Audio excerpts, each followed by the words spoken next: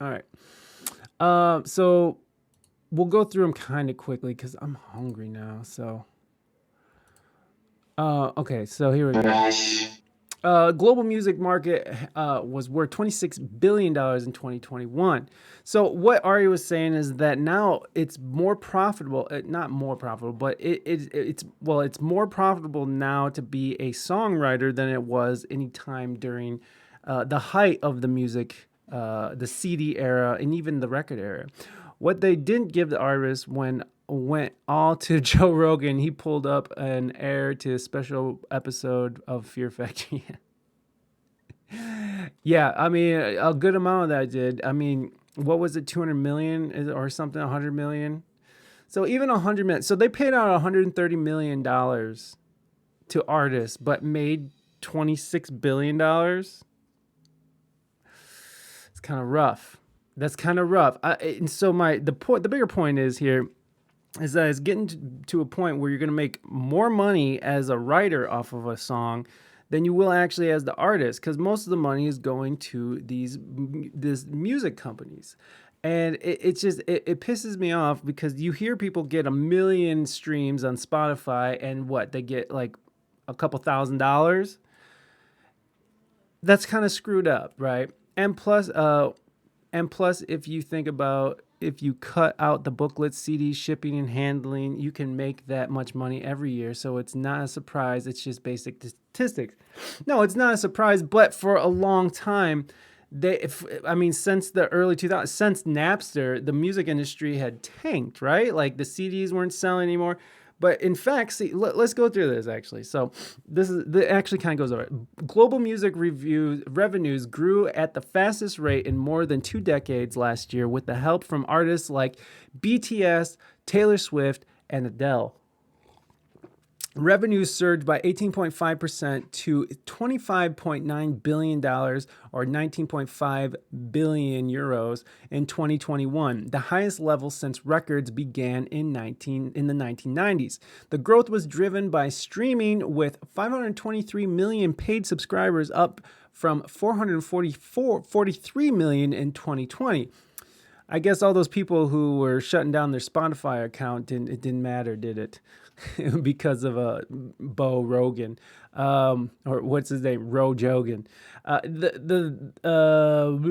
Streaming now accounts for 65% of total revenues, with CDs, vinyl, and cassettes making up 19% and downloads 4%. So paid downloads make up 4% of the total revenue, because everybody is streaming that shit. And then I love how they just lumped cassettes and vinyl together because it's like a boutique type thing now. But 65%, damn, that's a lot. The remaining 11% comes from a mixture of royalty payments and licensing music to films, TV shows, and adverts, which the money's good in that as well. So you can see, look, even since 2019, look, subscribers under 200 million up to almost 550 million. So that's a really steady growth. The figures mean the industry has enjoyed a seventh consecutive year of growth, according to a trade body of International Federation of the Phonographic Industry, or the IFPI. And what was I? Oh shit! I just lost my thought. It's okay. It's hugely encouraging. Chief Executive Francis Moore told the BBC, "We lived through the dire period after 1999, where the industry declined by 40%.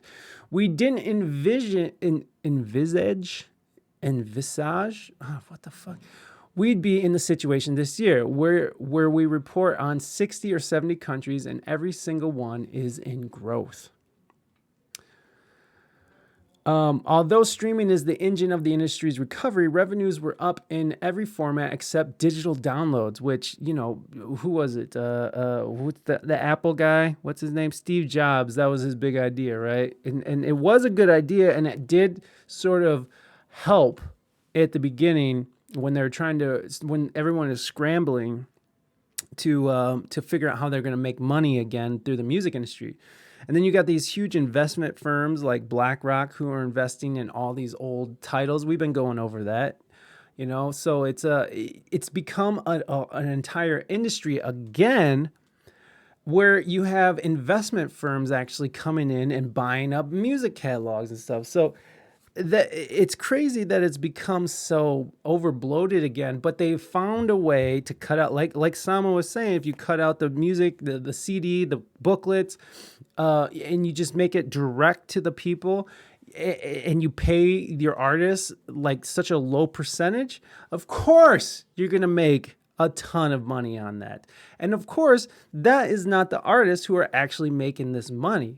Most of this money is being made through these big companies like BlackRock, which is fucking the devil, which BlackRock is also buying huge swaths of land and houses and pricing the middle class out of being able to buy a fucking house.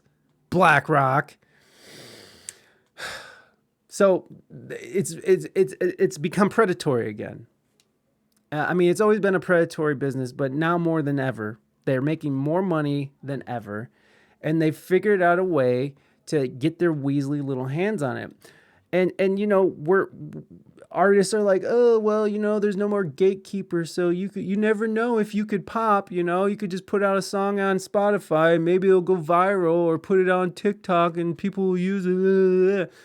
But it's like it's a garbage system. It's a garbage system. When you get paid shit, I mean, people are relying on touring. Like independent artists rely on touring to make any kind of money. We're not making a shit ton of money on fucking Spotify streams and YouTubes and titles, you know, although Tidal is the one that pays the most. So if you are looking to get into a streaming service, look into Tidal. You're going to pay a little more, but the artists get paid a little bit more. And it's still shit. It's still shit. Sales of CDs increased for the first time in this millennium, and vinyl revenues were up by 51%. Well, that's been growing since the whole thing crashed down. Vinyl, I mean, I've been a fan of vinyl since I was a child, but the vinyl is, you know, that's been steadily growing. Total streaming, including both paid subscriptions and advertising supported listening, grew and is now worth 16.9 billion or 12.75 billion euros. But while the figures are good news for record labels, the independent sector warned that profits were not being shared equally. It is good to see continued growth across the global music market, but it serves as an important reminder that not everyone is feeling the benefit, said Paul Pacifico of the Association of Independent Music. Without clear support for up-and-coming musicians, he added, it will remain very difficult to reconcile the positive numbers in the market as a whole with the hard reality of making a life in music at an individual human level. Exactly what I just said. Russia's revenues. So this is interesting.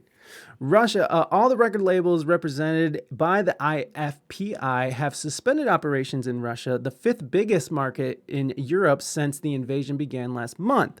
Although significant, Russia only accounts for 1.3% of the global revenues, about $336 million. Moore said, meaning the move would have little impact global industry. Listen, they paid out, they don't care about $336 million to stand up for their point, you know, for Russia invading Ukraine and you know, God bless them. They're doing their part or whatever. They're losing money, but they paid less than half of that to the artists that fucking makes the content in which they're profiting from. So what the fuck? They're willing to lose $336 million out of Russia, but they ain't going to pay the artist shit. We just want to get back to a situation where people in Russia and Ukraine can enjoy music, peaceful, nonviolent environment, she added. And then it goes on to BTS, who did a lot of cool stuff. Oh my